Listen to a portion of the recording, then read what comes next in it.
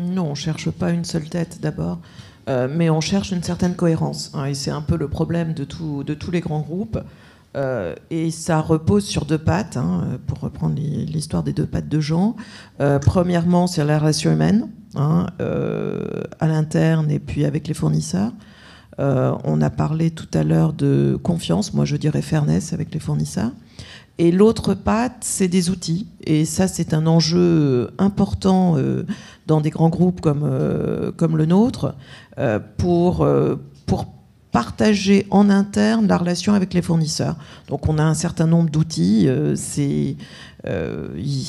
qui deviennent de plus en plus performants. C'est, je sais pas, une base de données fournisseurs, combien j'ai de fournisseurs, qui travaille avec qui, échanger sur les plus, les moins de fournisseurs. Alors on est très bon parce qu'on est une société technique sur les aspects techniques, on a des bases absolument superbes.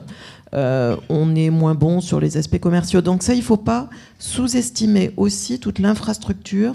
Et je crois que c'est un des problèmes des grands groupes, qu'on a du mal à partager en interne la relation avec les fournisseurs. Dans Total, d'abord, on a cet impératif massification versus local en France et dans les pays à l'étranger. D'abord, dans nombre de nos pays hôtes, on a des obligations de ce qu'on appelle le local content. Donc on a cette issue.